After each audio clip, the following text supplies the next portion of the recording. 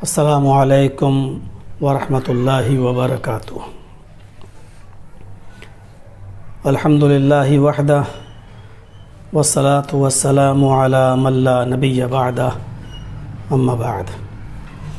اعوذ باللہ من الشیطان الرجیم، بسم اللہ الرحمن الرحیم۔ شہر رمضان الذی انزل فیہ القرآن ھدی للناس وبینات من الھدی والفرقان۔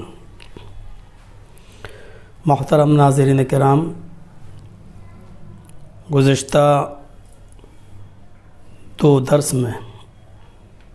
میں نے آپ کے سامنے جو باتیں رکھی ہیں وہ روزے کے تعلق سے تھیں، روزے کا معنی اور روزے کو روزہ کیوں کہا جاتا ہے، اس کا معنی اور اس کا مقصد میں نے آپ کے سامنے رکھا تھا۔ آج قرآن کریم کی جو آیت میں نے آپ کے سامنے تلاوت کی ہے، اس آیت کے اندر اللہ تبارک و تعالی نے فرمایا ہے کہ شہر رمضان الذی انزل فیہ القرآن، یہ رمضان کی ایک برکت ہے۔ رمضان کے اندر اللہ رب العالمین نے جو بہت سی برکتیں رکھی ہیں اور رمضان کی جو بہت سی فضیلتیں رکھی ہیں، ان میں ایک فضیلت اور ایک برکت یہ بھی رکھی ہے کہ اس مہینے کے اندر اللہ تبارک و تعالیٰ نے قرآن کریم کو نازل فرمایا، اور اسی کے تعلق سے اللہ تبارک و تعالیٰ نے فرمایا کہ شہر رمضان الذی انزل فیہ القرآن۔ رمضان کا مہینہ وہ بابرکت مہینہ ہے جس مہینے کے اندر قرآن نازل کیا گیا، اور پھر قرآن کی یہ صفت بیان کی گئی ہے کہ قرآن کیا ہے؟ ھدی للناس، کائنات کے سارے لوگوں کے لیے ہدایت ہے، وبینات من الھدی، اور ہدایت کی واضح نشانیاں اس قرآن کے اندر موجود ہیں، اور والفرقان، اور حق و باطل کے درمیان تمیز کرنے والی یہ کتاب ہے۔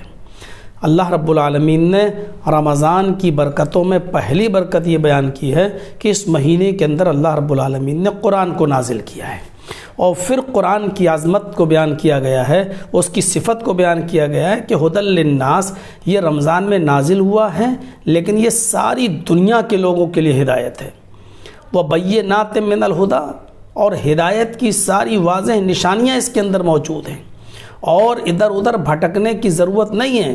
یہ قرآن اگر تعصب کا لبادہ اتار کر اگر پڑھا جائے اور اس کا مطالعہ کیا جائے تو حق و باطل کے درمیان تمیز کرنے والی یہ کتاب ہے۔ والفرقان، دودھ کا دودھ اور پانی کا پانی الگ کر دینے والی یہ کتاب ہے۔ ہدایت کی واضح نشانیاں اس کے اندر موجود ہیں۔ ہم لوگ جو ٹامک ٹوئیاں مار رہے ہیں، ادھر ادھر بھٹک رہے ہیں، اور حق کی تلاش میں انسان پتہ نہیں کہاں کہاں بھٹکتا پھر رہا ہے، اللہ رب العالمین نے فرمایا کہ ادھر ادھر جانے کی ضرورت نہیں، بس تھوڑی دیر کے لیے تعصب کا لبادہ اتار کر، نفرت کا چشمہ اتار کر اس قرآن کریم کا اگر آپ عمیق نظر سے مطالعہ کریں اور گہرائی سے اس کو اگر آپ پڑھیں اور اس کو سمجھیں تو آپ کو اسی قرآن کریم سے بہت سی ہدایت آپ کو مل جائے گی۔ ہدایت کی واضح نشانیاں ہیں اس کے اندر، اور سب سے بڑی بات یہ ہے کہ یہ قرآن جب آپ پڑھیں گے تو یہ قرآن خود وہ کتاب ہے جو آپ کو بتا دے گی حق کیا ہے، باطل کیا ہے، سچ کیا ہے اور جھوٹ کیا ہے۔ یہ قرآن خود بتا دے گا کہ اصلی کیا ہے اور نقلی کیا ہے۔ ہمیں اور آپ کو چاہیے کہ اس قرآن کریم کا ہم گہرائی سے مطالعہ کریں، اور اس کو ہم طوطے کی طرح نہ رٹیں اور پڑھیں نہیں، بلکہ ہم اس کو سمجھ کر پڑھیں۔ دنیا میں سب سے زیادہ پڑھی جانے والی اگر کوئی کتاب ہے تو وہ قرآن کریم ہے۔ آج کل دنیا میں جتنے بھی مذاہب زندہ ہیں، چاہے وہ ہندو مذہب کی شکل میں ہو، بودھ دھرم کی شکل میں ہو، عیسائی مذہب کی شکل میں ہو، یہودی مذہب کی شکل میں ہو، جینزم کی شکل میں ہو، دنیا میں جتنے بھی مذاہب کا آج وجود ہے وہ بھی اپنے پاس کوئی نہ کوئی ٹیکسٹ بک رکھتے ہیں، اپنے پاس کوئی کتاب رکھتے ہیں، اور اسی کتاب کو وہ کتاب ہدایت مانتے ہیں، وہ پڑھتے ہیں۔ لیکن یہ میرا چیلنج ہے، یہ بھی دعویٰ ہے کہ دنیا میں سب سے زیادہ اگر کوئی کتاب پڑھی جاتی ہے اور کسی کتاب کو سب سے زیادہ پڑھا جاتا ہے تو وہ کتاب ہے قرآن۔ قرآن کا معنی ہی ہے پڑھی جانے والی چیز۔ دنیا میں سب سے زیادہ اگر کوئی کتاب پڑھی جاتی ہے تو وہ ہے قرآن، اور یہ قرآن آیا ہی پڑھنے کے لیے ہے۔ افسوس یہ ہے کہ آج ہم نے اس کو قسمیں کھانے کے لیے استعمال کرنا شروع کر دیا۔ افسوس اس بات پر ہے کہ آج ہم نے اس کو کہ کوئی دکان اگر ہم نے کھولی ہے تو اس کی اوپننگ جب کرتے ہیں تو وہاں قرآن خوانی کرانے کے لیے آج ہم نے اس کو استعمال کرنا شروع کر دیا۔ کوئی مر جائے تو اس کے مرنے کے بعد قبر میں دفن کرنے کے بعد کچھ لوگوں کو بلا کر گھر میں اور ایک ایک پارہ سب کے ہاتھ میں پکڑا دیا جاتا ہے اور قرآن پڑھایا جاتا ہے اور پھر اس کے اوپر بخش دیا جاتا ہے۔ آج ہم نے قرآن کریم کو پڑھ کر بخشنے کی کتاب سمجھ لیا ہے۔ قرآن کریم کو آج ہم نے قسمیں کھانے کے لیے استعمال کرنا شروع کر دیا ہے، ورنہ یہ قرآن آیا ہی تو اس لیے تھا کہ اس کو پڑھا جائے، اس کو سمجھا جائے، اور اس کو پڑھ کر اور سمجھ کر وہ انقلاب اپنی زندگی میں پیدا کیا جائے جو صحابہ کرام نے کیا تھا۔ وہ صحابہ کرام جو بدوی زندگی سے نکلے، جو بھیڑ و بکریوں کے چرانے والے، لیکن اسی قرآن کریم کو وہ پڑھے، اسی قرآن کریم کو انہوں نے سمجھا، اور اسی قرآن کریم پر اگر انہوں نے سمجھ کر عمل کیا اور تو آج انہوں نے 22 لاکھ مربع میل پر حکومت کر کے بھی دکھایا، اور اتنا شاندار نظام چلایا کہ مہاتما گاندھی جیسی شخصیت کو بھی یہ کہنا پڑا کہ اگر اس دنیا کے اندر امن، اس بھارت کے اندر امن اور سکون اور شانتی چاہتے ہو تو حضرت عمر فاروق رضی اللہ تعالیٰ عنہ جیسا نظام اس دنیا میں قائم کر دو، اس ہندوستان کے اندر کو قائم کر دو۔ تو ہمیں اور آپ کو سمجھنا چاہیے کہ یہ قرآن کس مقصد سے آیا تھا، کہ قرآن کا مقصد کیا ہے اور قرآن کیوں نازل کیا گیا۔ دنیا میں سب سے زیادہ پڑھی جانے والی کتاب قرآن، اور دنیا میں سب سے زیادہ محفوظ اگر کوئی کتاب ہے تو وہ قرآن ہے۔ آپ نظر ڈالیں تورات پر، چینج ہو گئی، آپ نظر ڈالیں انجیل پر، چینج ہو گئی، آپ نظر ڈالیں ان تمام مذاہب کی کتابوں پر جس کو وہ اپنے مذہب کی کتاب، مذہبی کتاب تصور کرتے ہیں، لیکن کسی کا یہ دعویٰ نہیں ہے کہ یہ اپنی اصلی شکل میں موجود ہے۔ جس طریقے سے اس کے پڑھنے والے ختم ہو گئے ہیں، اسی طریقے سے اس کتاب کی حفاظت کی بھی کوئی ذمہ داری، کوئی گارنٹی نہیں رہی ہے۔ اور اللہ رب العالمین نے جب تورات کو نازل کیا تو معاف کیجئے گا، تورات نازل کی اللہ نے، لیکن اس کی حفاظت کی ذمہ داری اللہ تبارک و تعالیٰ نے نہیں لی۔ اللہ تعالیٰ نے انجیل نازل کی ہے، لیکن انجیل کی حفاظت کی ذمہ داری اللہ تبارک و تعالیٰ نے نہیں لی ہے۔ اللہ تبارک و تعالیٰ نے زبور کو نازل کیا ہے، لیکن زبور کی حفاظت کی ذمہ داری اللہ تبارک و تعالیٰ نے نہیں لی ہے۔ لیکن اللہ تعالیٰ نے جب قرآن کریم کو نازل کیا ہے، محترم ناظرین کرام، تو اللہ تعالیٰ نے قرآن کریم کو نازل کرتے وقت یہ فرما دیا کہ انا نحن نزلنا الذکر وانا لہ لحافظون، ہم ہی نے اس قرآن کریم کو نازل کیا ہے اور ہم ہی اس کی حفاظت فرمائیں گے۔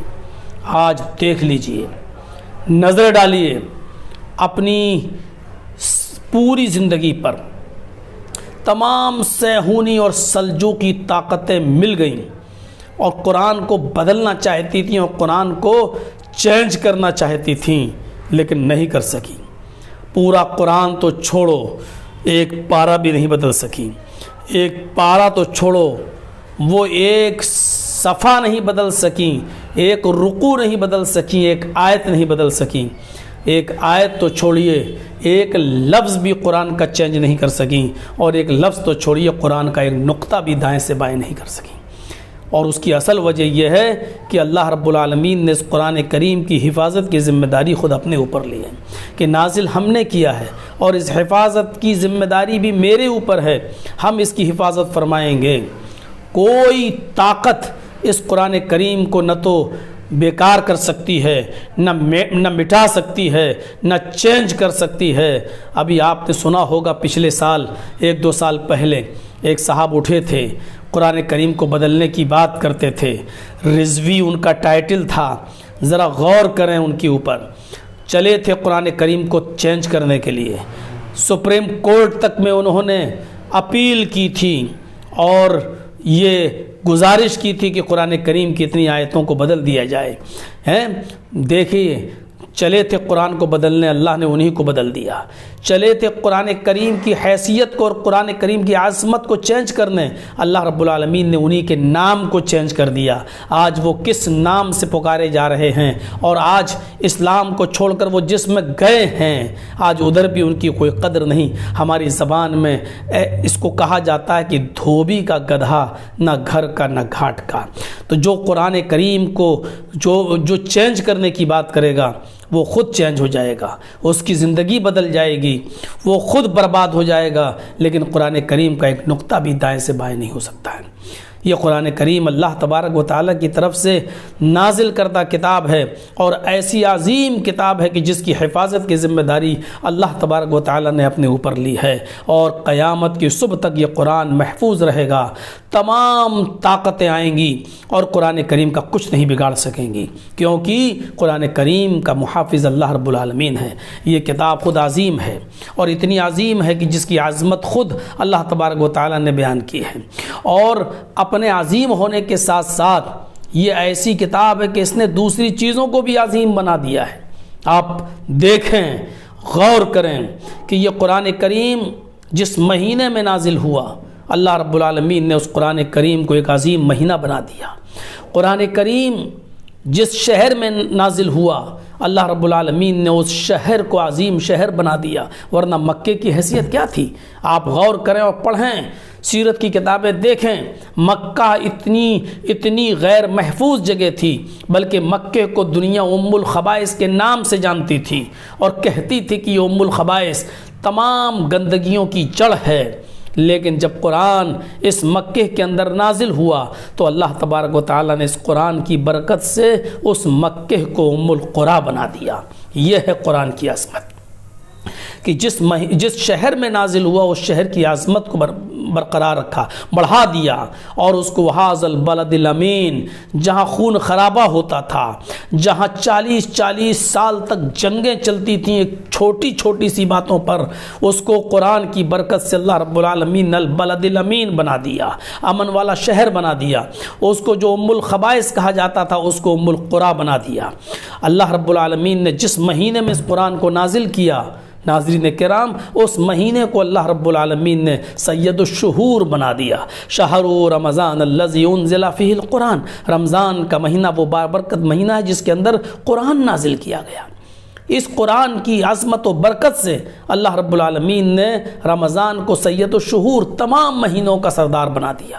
آپ اندازہ لگائیے، 12 مہینے ہیں، ان تمام 12 مہینوں میں سب سے اعلیٰ اور افضل مہینہ رمضان کا ہے۔ اور رمضان کا مہینہ سب سے اعلیٰ کیوں ہے؟ کیونکہ اس مہینے کے اندر قرآن نازل ہوا ہے۔ آپ کو یاد ہوگا کہ رمضان ہی کے مہینے میں ایک طاق رات آتی ہے، 21، 23، 25، 27 اور 29، اور انہی طاق راتوں میں سے کسی ایک رات میں اللہ نے اس قرآن کو نازل کیا ہے۔ تو جس رات میں اللہ نے اس قرآن کو نازل کیا ہے، یہ ہے قرآن کی عظمت، کہ جس رات میں قرآن نازل کیا گیا، اللہ رب العالمین نے قرآن کی عظمت کی وجہ سے اس رات کی عظمت بھی بڑھا دی۔ پڑھیے قرآن، لیلۃ القدر خیر من الف شہر، شب قدر، لیلۃ القدر 1000 مہینوں کی عبادت سے بڑھ کر ہے۔ 83 یا 84 سال بنتے ہیں، اگر ہم 1000 مہینوں کو 12 سے ڈیوائڈ کریں تو ایک سال میں 12 مہینے ہوتے ہیں۔ آپ غور کریں 1000 مہینوں کے کتنے سال بنیں گے؟ 12 مہینوں کی ایک سال، تو 1000 مہینوں کے 83 یا 84 سال بنتے ہیں۔ آپ اندازہ لگا سکتے ہیں کہ اس لیلۃ القدر کا جاگنا، اس لیلۃ القدر کی عبادت کرنا 83 یا 84 سال کی عبادت کے برابر ہے۔ اور وہ رات کو عظمت کیوں ملی؟ شب قدر کو یہ مقام کس وجہ سے ملا؟ یہ سچ ہے، یہ فیکٹ ہے کہ اتنی عظیم رات کو اتنا عظیم بنانے والی اگر کوئی چیز ہے تو وہ ہے قرآن۔ لیلۃ القدر خیر من الف شہر، اور اللہ نے فرمایا انا انزلناہ فی لیلۃ القدر، ہم نے اس قرآن کریم کو لیلۃ القدر میں اتارا۔ دیکھیے، آپ سوچیں، جس شہر میں نازل ہوا قرآن کی برکت سے وہ شہر البلد الامین بن گیا، ام القریٰ بن گیا۔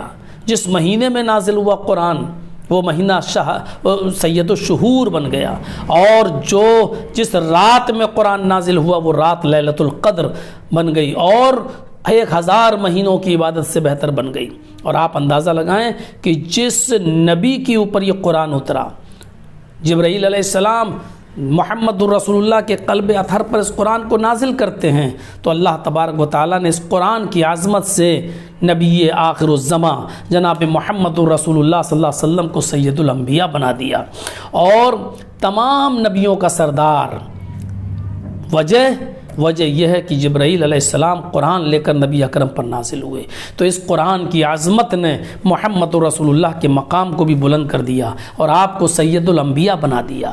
اور خود جبرائیل علیہ السلام جو قرآن کے نزول سے پہلے ایک عام فرشتے تھے، ان کی حیثیت ایک عام فرشتے کی تھی، لیکن جب اللہ تبارک و تعالیٰ نے قرآن ان کے ذریعے نبی اکرم پر نازل فرمایا تو قرآن کو لانے کی برکت سے، قرآن کے نزول کی برکت سے اللہ رب العالمین نے حضرت جبرائیل علیہ السلام کو بھی سید الملائکہ بنا دیا، تمام فرشتوں کا سردار بنا دیا۔